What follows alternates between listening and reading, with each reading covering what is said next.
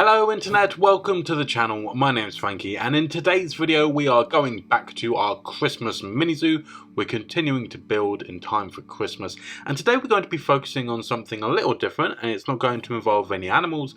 Instead, we're going to be creating a nice staff village for our staff members. Now, on the day of recording this, we have just received the Arctic and Conservation Pack, giving us access to a whole bunch of really cool things, and I'm going to be utilising that here.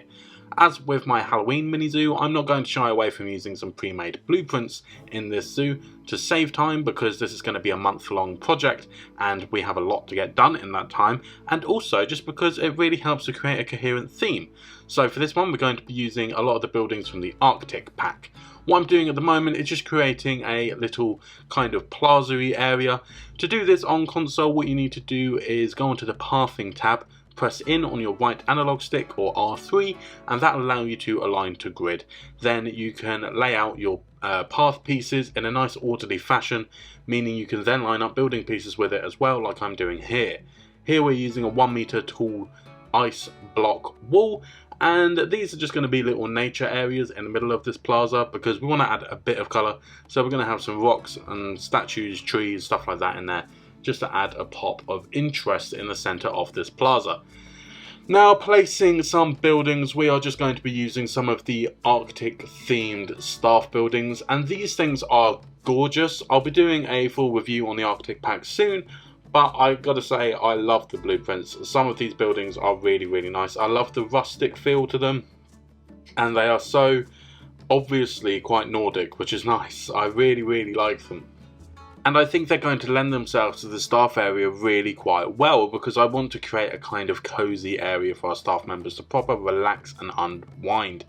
I'm not entirely sure if I will carry this theme across the entire zoo for building our guest kind of buildings, like for shops and stuff. I'm not entirely sure what I want to do with those, but we might end up using these as well. I'm not entirely sure as of yet. I need to have a look at the conservation pack as well and see what that has available to us, but we shall see. Now, what we seem to be doing right now is using a small shelter, which would ordinarily be used for the animals, but I'm going to hide a water treatment facility and a power station in here as well, because as we know, our guests are pretty finicky and do not like to see these. If you see a water treatment facility, that just ruins your day at a zoo, obviously. So I'm going to hide those in here, ensuring that our guests can't access them, not only because they're hidden, but also because this is a staff-only area. They actually can't physically get here. But this will be able to power all these buildings and be able to give some water treatment to nearby enclosures. With all of our staff facilities in place, I can go and delete the ones we placed in the very first episode of the zoo, as they are no longer needed. I have also upgraded some of them, because here we have the small keeper hut, whereas in our new staff village we have the large keeper hut. We've gone for bigger and better. We've gone for the biggest version of everything so that we can up that efficiency level. Next up, it is time to fill in those little areas that I created earlier, and we're going to begin with some rocks. We're going to keep it nice and simple, just place a few little outcroppings. This stone is way too big, we're going to go for something a bit smaller. Just a little bit in the corner, and maybe another corner as well. We're just going to play about with it really and try to make a nice natural looking environment in here that just so happens to have a sculpture or two in here as well. This one is going to be home to a wonderful polar bear statue. I really like this statue. It feels very regal, but also quite cuddly, which is weird because it's just a block of stone. Don't cuddle a block of stone, it's not very comfy. Then in this other one, we're going to add a couple reindeer statues, which is the reward statue for the Arctic pack. And later on, I'm also going to add the penguin statues to this one as well, just because I think it's a nice extra touch. Next up, we're going to move on to adding some of the trees and stuff and making sure that this area is full of life. The lighting for this area is something that I'm kind of struggling to decide on what to do with. As you just saw, I tried kind of testing out the look of the Arctic themed lamppost, which it's really cool, but for me, where it comes off either side of it, it kind of looks like it should be in the middle of a path, and that's not what I'm going for here. I want them to be on corners and stuff, just lighting up the kind of changing points of paths instead of being running down the middle. It would work really well for like a what do you call it, a boulevard kind of thing, where it's a really wide open path. Yeah, sure, lights running down the middle of it will work really nicely. But for this area, instead, I'm going to go for some really traditional, classic looking lampposts and just put them on the corners of these nature scenes that I'm creating and by some of the buildings as well. And whilst I know that our staff members can't actually use things like benches and bins, I am going to include them here because in the real world they of course would be using them, and I think these work so nicely. These benches and bins are from the conservation pack. Already I'm in love with these pieces, and I have a feeling I'm going to be in love with quite a lot more of the stuff from that pack as well. I think I'm going to go for those types of bins all the way around the zoo, unless it is in a built up area that is primarily made of faux rocks, like what we've just done with the snow leopard. In those kind of areas we're going to use the aquatic bins because that is a faux rock bin and it blends in really nicely. But otherwise I think I'm going to go for this really nice wooden bin. As you can see right now, I'm playing about with that lamp again, trying to figure out how to place it, and it just does not look right in my opinion, so I'm going to undo that and go for the classic instead. Not everything has to be within the Arctic theme. As much as I kind of start out that way in terms of like all the buildings and stuff, you by no means have to stick to that. Blending the different themes is so much better and works for, well, it makes a much more unique kind of feel to your zoo. Something that I'm going to have to take into consideration as this zoo progresses is the pathing. As you can see, it is currently covered in snow and it's really difficult to see where the pathing ends and the ground begins. So what I'm thinking I might do is we're going to have to either have really built up areas like the faux rock area where it's clear where the border is, have everything quite tightly packed, or we're going to have to create some fences that run around the paths in the zoo as well, just because we don't want our guests just wandering off into the oblivion and then never being seen again because they get eaten by a yeti or something. Yeah, we definitely don't want that, so we need to make the edges of our paths clear. So that is a thing that we're going to have to try and figure out in the future in one of our closer videos. I think the sooner we figure that out the better, but that's not getting done in this video. It's just something to keep in mind. Now this is kind of the basics of this area complete. We've got all the lighting and the buildings in. So what I'm going to do now is add a few decorations. This Arctic pack comes with some lovely little wrapped up presents, which is awesome for the Christmas themed zoo. It's really going to lend itself to that. We're going to be able to make this look very Christmassy, which I'm quite excited about. So I'm going to take a few of those small presents and put those in those nature scenes. Almost as if though the polar bear has a bunch of presents for himself. He gets to celebrate Christmas as well, why not?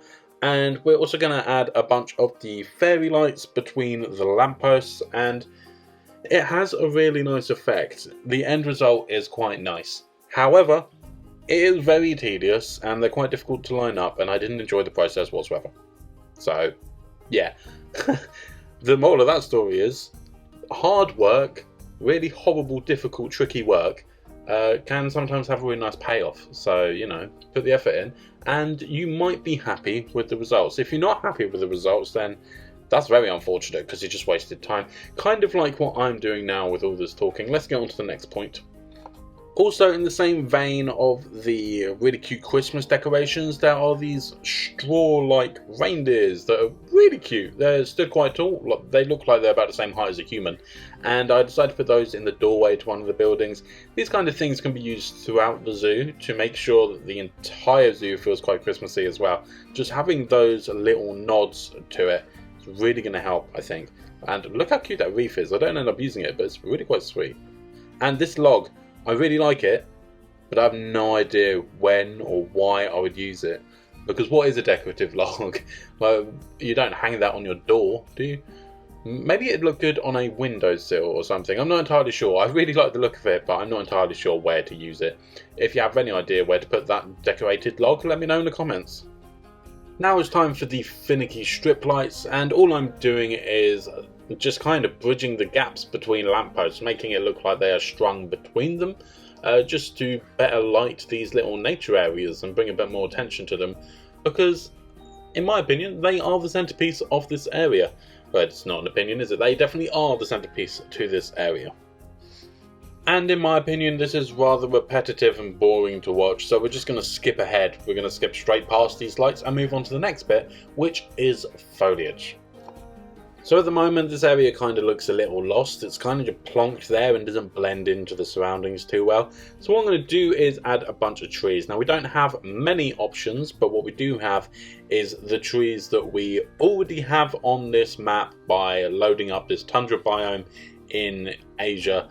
These trees are already here. There were some by the entrance. So I'm going to use a bunch of those to surround this area and start to blend it into the surroundings and make it look a lot more natural.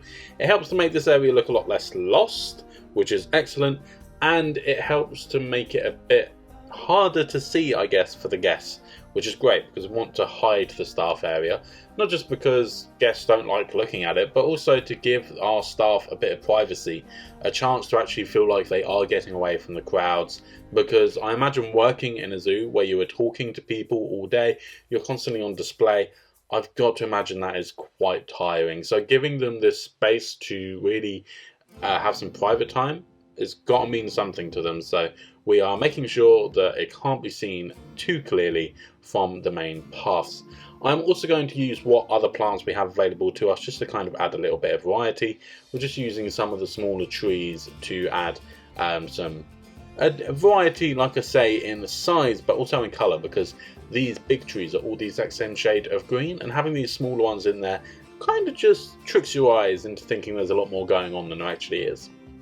And quite surprisingly, in my opinion, there are also some flowers that are appropriate for this biome. I didn't expect there to be any flowers available, but there are. So we're going to line the edges of some of the some of the staff buildings using them. They are the Labrador tea.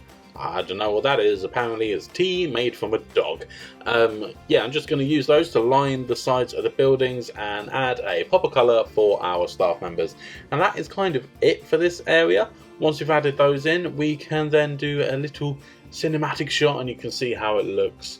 And yeah, the next video is going to be building for one of the animals from the Arctic pack, and I think it's going to be the reindeer because I'm very excited to have them, and it is the animal that is most synonymous to Christmas. I mean, there's literally a whole thing about reindeers. Unfortunately, when looking in the market, there don't seem to be any called Rudolph. However, we did get Sven, which is cool because he's from Frozen, so yeah. Okay, thank you so much for watching. If you aren't already, please consider subscribing to the channel to keep up to date with videos like this. You get to see the construction of our Christmas mini zoo, and in the new year we will of course be returning to Primate Isles. Thank you so much for watching, and until next time, I'll see you later.